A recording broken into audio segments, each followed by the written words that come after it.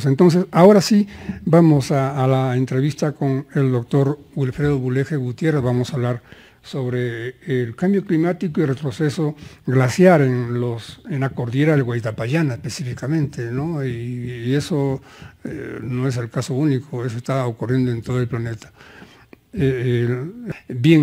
Comienzo con una pregunta que, producto de una charla que tuvimos con el doctor Goodman cuando era, no sé si seguirá siendo jefe del Instituto Geofísico del Perú. No, ahora ya está, no está, el doctor Tavera. Tavera, ya, bueno, Sí. ya, claro, estuvo también el señor Julio Curuigua, me acuerdo relacionado en estas cosas. No, claro, ya por los años también. El ingeniero Goodman decía, amigo, un día me dijo, ¿no le asombra a usted que en nuestro país tan cercano al Ecuador, en un ambiente tropical, tengamos glaciares, ¿no? Yo le dije, qué buena, y le pregunté, y la verdad, con eso comienzo la entrevista, doctor Buleje, las maravillas del planeta, ¿no? Estamos cerca del Ecuador y sin embargo tenemos cordilleras que, claro, están afectadas, pero ahí están, tenemos nieve cerca del Ecuador. Es maravilloso eso. Sí, bueno, en muchas oportunidades hemos comentado que somos un país que tiene diferentes ecosistemas, ¿no? A nivel del mar, tenemos costa, sierra, una selva, pero sobre todo la focalización que vamos a realizar en esta conversación es más en ecosistemas de montañas. Estamos hablando de nuestros glaciares, ¿no? Tomando en consideración que la Autoridad Nacional del Agua ha identificado pues 19 cordilleras. De esas 19 cordilleras, una de ellas, las más emblemáticas, es la Cordillera Blanca en Huaraz, claro, ¿no? Que también está sufriendo los efectos del cambio climático.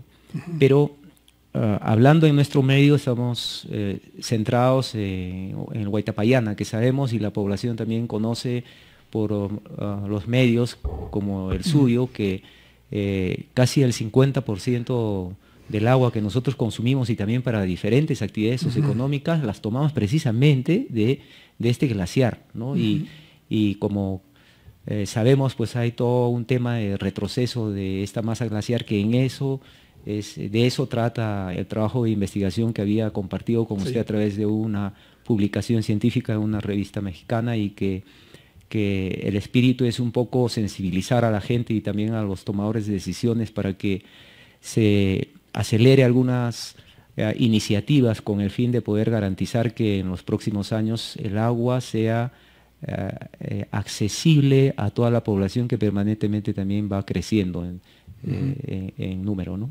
Y a pesar de eso, sin embargo, aquí todavía nos quejamos, pero estamos administrando mal el agua y a veces creo que es común, se desperdicia. Pero claro, será tema de otro momento que conversemos con usted. Le hago la pregunta y vamos al corte rápidamente, doctor Buleje. Hay una fecha que la revista se indica, ¿no? Uno de los estudios últimos que son muy serios, desde el año 1956 se nota ese cambio, eso es verdad, sí, ¿no? Desde ese año es que se toma una referencia, ¿verdad?, de la disminución de los glaciares en esta parte del mundo, y creo que eso sucede en todo el planeta. Bueno, hay datos que se han ido reportando desde cientos de años atrás, pero nosotros tenemos información de decenas de años respecto a la temperatura, la precipitación, también el retroceso de los glaciares. Lo que pasa es que nadie periódicamente, es decir, año tras año, ha ido haciendo estudios en el Guaitapayana, por ejemplo. Pero sí se tiene algunos que se han tomado después de 4 años, después de 8 años, después de 3 años y así. Y en este estudio que yo he realizado, por ejemplo, he tomado datos de varios años, pero no de 30 años, porque el cambio climático como un fenómeno que mide la variación del sistema climático, lo hace, pero enfocado en cientos de años, mínimo 30 años. Por eso es que ahora para este estudio he tomado 30 años para ver cómo se comporta la temperatura y también el retroceso del glaciar, en este caso el Guaitapayana. 30 años de datos. Entonces, en estos 30 años, sin duda se ve que hay una variación importante, hay un incremento de la temperatura. Generalmente los meteorólogos, cuando hacen mediciones, pueden ver una media de la temperatura, es decir, un promedio. Claro. Todos los días se tiene datos y se saca una media diaria, mensual y también anual, podemos decir cuánto es la temperatura. Pero también se hacen mediciones de la temperatura mínima y también la máxima. Cuando hice una representación, un análisis de estos datos, yo encontré que había más variación en la temperatura mínima, es decir, cada vez que pasan los años, hace menos frío. Entonces, sí, cuando graficamos, nos damos cuenta que la temperatura mínima se está incrementando, ¿no? Se está progresivamente. Y eso también, esa misma relación, ese mismo comportamiento sucede en el caso de la temperatura media. Y también el retroceso de la masa glaciar, que estamos hablando de todo el nevado, se mide en kilómetros cuadrados. O sea, ¿cuál es la superficie de hielo o de glaciar? Claro. Sí, y también eso, en 30 años, no hemos podido tener, como le mencionaba, solamente en algunos años se tiene datos, pero de aquellos que hemos tenido, hemos completado de los que no existían a través de un proceso un modelo numérico que hemos realizado para una especie de fórmula. Sí, para poder estimar esos valores faltantes. Y es así como hemos podido ver cuál es esa tendencia en términos de kilómetros, que hay un comportamiento o un retroceso, es decir, una disminución de la masa glaciar progresivamente. Entonces hay una relación inversa, nosotros le llamamos así, ¿no? Porque a medida como vamos viendo que se va incrementando la temperatura, por otro lado, el glaciar va retrocediendo, ¿no? Entonces, sería interesante seguir con este estudio, de hecho, que a mí me interesa, ¿no? En los próximos años, para ver en cuánto tiempo desaparecería completamente el nevado, en este caso Huaytapallana, que dicho sea de paso está en la cordillera Huaytapallana, y ese mismo fenómeno también viene sucediendo en diferentes cordilleras peruanas, ¿no? Claro, cuando hace tiempo, algunos años atrás, llegó por acá el cardenal Barreto, en su momento arzobispo todavía, nos reuníamos en esa mesa de diálogo ambiental y me acuerdo venía por acá amigos, el doctor Lecaros, creo, y gente como el ingeniero Guzmán hablaban que la proyección era inexorable, el destrozo, el retroceso del glaciar Huaytapallana era inevitable, y en esa línea creo que vamos. No se preocupen, no es eso lo que usted cree. Estamos bien. Ese proceso es, salvo que suceda algo extraordinario, y eso ya no está en nuestro control. Creo que ya eso es de eso vamos a hablar luego con el doctor Buleje, después de este importante segmento comercial. Adelante, por favor.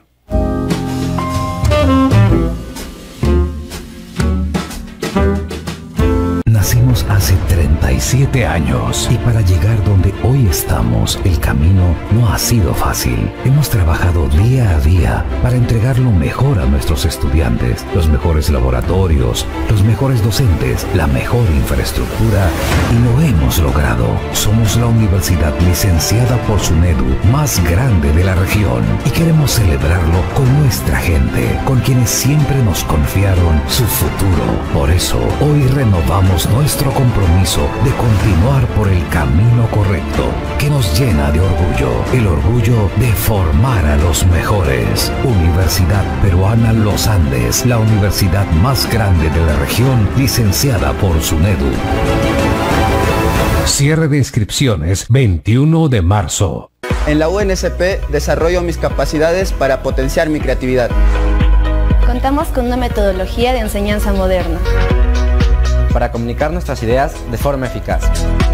Y es que solo una universidad licenciada te brinda una formación sólida y emprendedora. La carrera por alcanzar tus sueños está por comenzar. El reto es tuyo. Universidad Nacional del Centro del Perú. Examen de admisión 15 de marzo.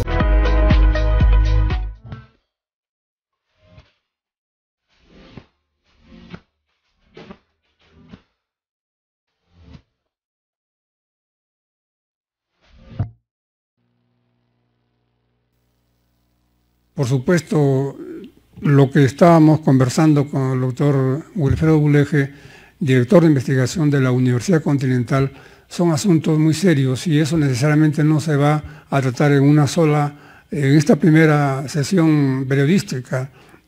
confieso que al leer esto ratifica lo que se decía en el pasado no muy lejano, y hay que ponerle mano, ¿no?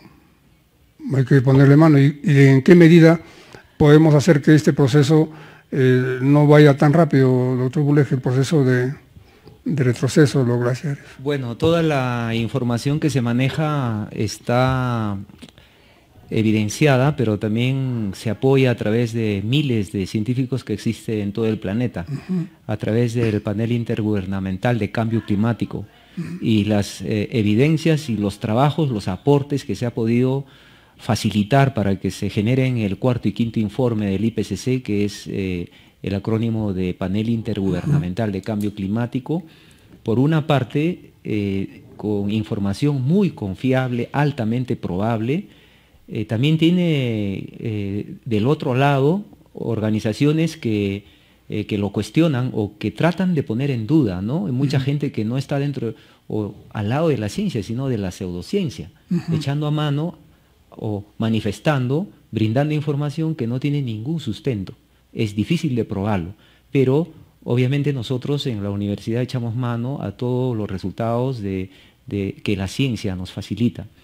Y es así que esto ya es prácticamente un fenómeno irreversible. Sin embargo, las acciones que nosotros tomemos a nivel de todo el planeta, de alguna manera, va a poder prepararnos para entrar a un proceso de adaptación, ¿no?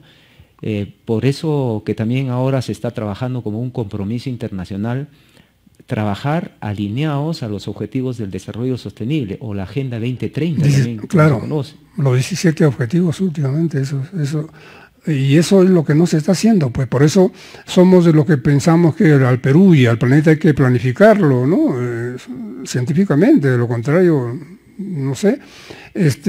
Y en eso, doctor Buleje, ¿qué rol juega o están jugando los actores que, como usted lo ha dicho bien cuando habla de la ANA, la Autoridad Nacional del Agua?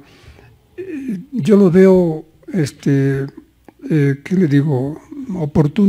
Veo oportunismo nada más, y solamente nos convocan para eventos, por ejemplo, para lo que se viene por el Día Mundial del Agua, pero no es un asunto sostenido para que se vea que esto no es un asunto, es un tema demagógico, es un tema realmente muy serio, ¿no? Y ¿qué impresión tiene usted de lo que está haciendo, por ejemplo, en este caso particular, el gobierno o las autoridades o la actividad privada, para que este retroceso sea lo menos doloroso? Sí, sin duda hay un compromiso de las entidades del Estado para trabajar este tema. A propósito de eso, se ha generado el año pasado una ley que tiene que ver, la Ley Marco del Cambio Climático, que precisamente nos va a ayudar para que luego de su implementación se puedan desarrollar acciones que permitan que los impactos del cambio climático sean, digamos, menos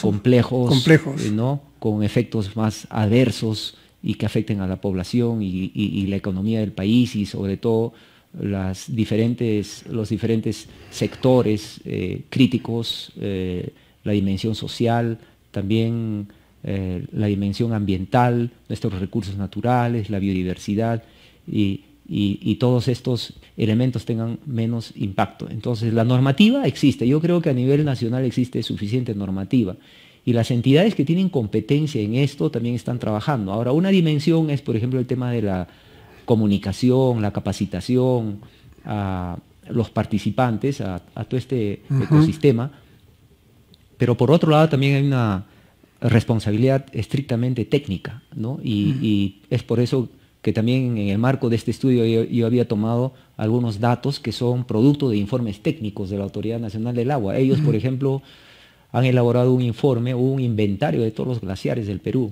pero también de todas las lagunas del Perú. Entonces, cuando se tienen varios estudios, uno puede ir graficando y puede tener el conocimiento de cómo se están comportando. Cada vez hay menos glaciares o van retrocediendo su superficie gracias a esta información, porque de hecho es muy complejo que una persona o 2 o 3 personas que no tienen financiamiento puedan desarrollar un trabajo de esta naturaleza, porque se necesita equipamiento especializado, muchos recursos para llevar adelante muchos años de estudios.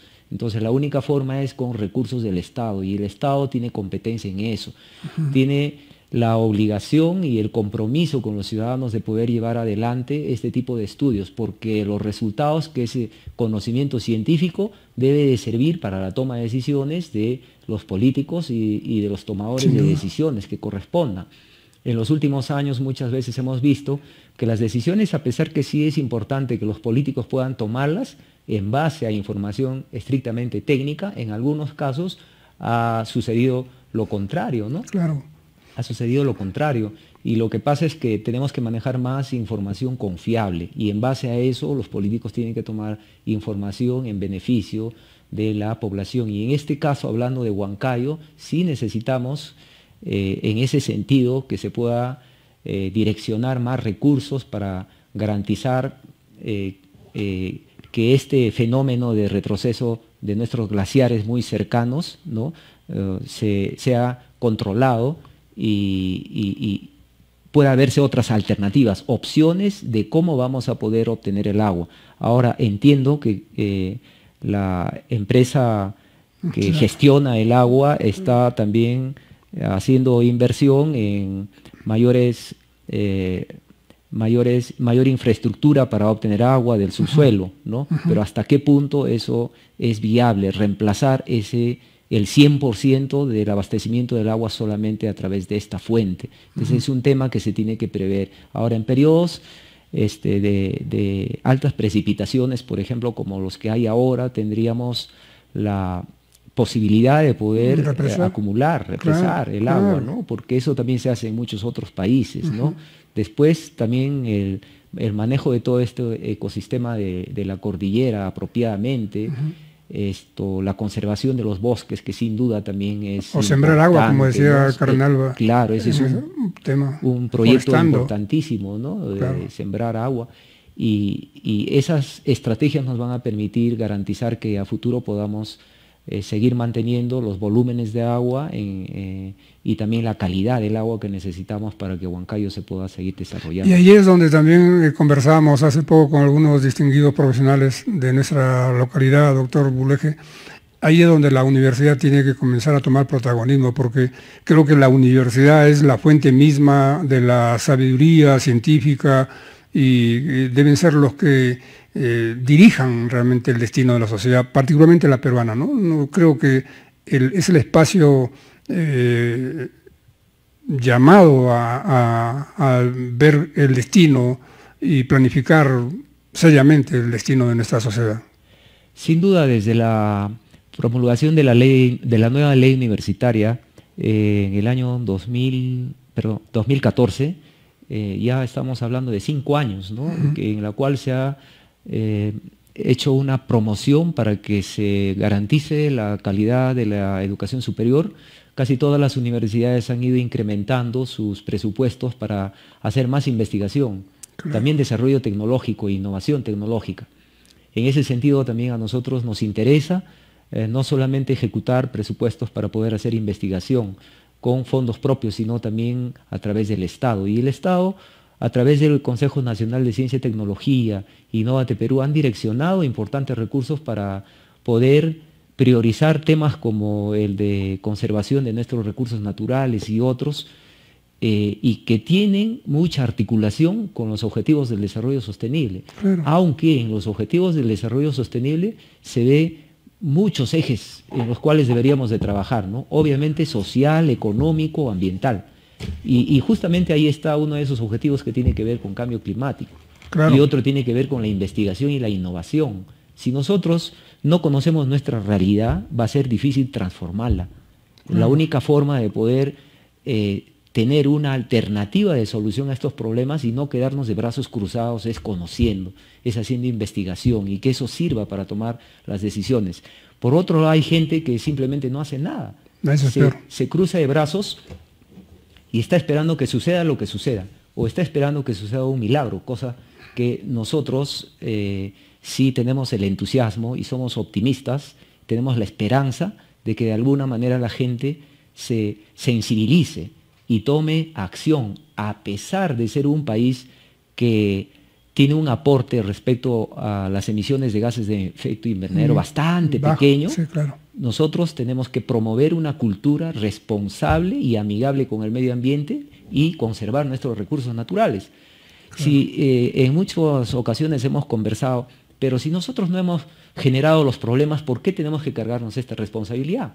Y lo que pasa es que hay temas que podemos trabajarlo a nivel de Junín, a nivel de Huancayo, que son muy locales, pero hay temas que tenemos que trabajarlo a nivel nacional y otros a nivel global. O sea, estas cosas, el tema del cambio climático no se puede trabajar solamente cerrados a nivel de Junín, sino es un tema global. El agua que tomamos aquí, la misma agua que me refiero, claro, que es agua, puede no ser potable, que digamos, pero es agua que tomamos acá, es agua que toman en Rusia, toman en Finlandia o toman en la Patagonia, es agua con características de repente de calidad más o menos, pero el agua es la misma en todo el planeta, no es agua a uno y ni agua de pobres y agua de ricos, ¿no? Yo creo que, doctor, yo tengo aquí, por ejemplo, un documento, usted me da a pedir, los amigos de la mesa de concertación están difundiendo este documento de acuerdo de gobernabilidad y aquí transcriben los objetivos del milenio, por ejemplo. Estos documentos, claro, son referenciales, pero deben masificar su distribución para que la población entienda que esto no es un juego de fin de semana, es un asunto que encierra la vida misma. Gracias, doctor Buleje. Muchas gracias. Entonces, sigamos conversando vía las redes y también telefónicamente para coordinar el próximo tema ya específicamente sobre lo que usted domina muy bien. Gracias. Gracias, doctor Buleje.